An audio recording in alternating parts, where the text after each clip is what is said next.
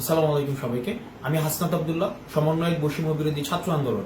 আপনারা ইতিমধ্যেই জানেন আমার যে আইডিটি রয়েছে হাসনাত আব্দুল্লাহ, সেটি হচ্ছে হ্যাক হয়ে গিয়েছিল, অর্থাৎ আইডির উপর যে আমার কন্ট্রোলটি ছিল সেটা একদিন ছিল না।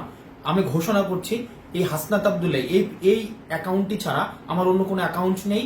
ইতিমধ্যে যতগুলো পেজ খোলা হয়েছে এবং যতগুলো অ্যাকাউন্ট খোলা হয়েছে প্রত্যেকটি ফেক এবং সেখান থেকে বিভ্রান্তিমূলক বিভিন্ন তথ্য দেওয়া হচ্ছে।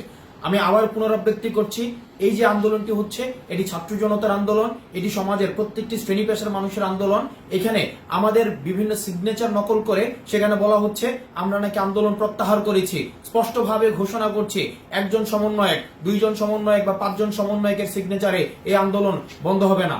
এটি ছাত্র জনতার আন্দোলন। ছাত্র জনতা হচ্ছে এই আন্দোলনের গতিপথ নির্ধারণ করবে এবং তারা যখন চাইবে, তারা যখন মনে করবে যে আন্দোলন বন্ধ হওয়ার সময় আসছে, তারাই তখন সিদ্ধান্ত নিবে এই আন্দোলন কখন বন্ধ হবে। আমি হাসনাত আব্দুল্লাহ যদি কখনো আপনারা দেখেন আমি ঘোষণা দিয়েছি আন্দোলন বন্ধ করার, ধরে নেবেন সেটি আমার নিজের কোনো বক্তব্য না, সেটি জোর করে সেই বক্তব্য দেওয়ানো হচ্ছে।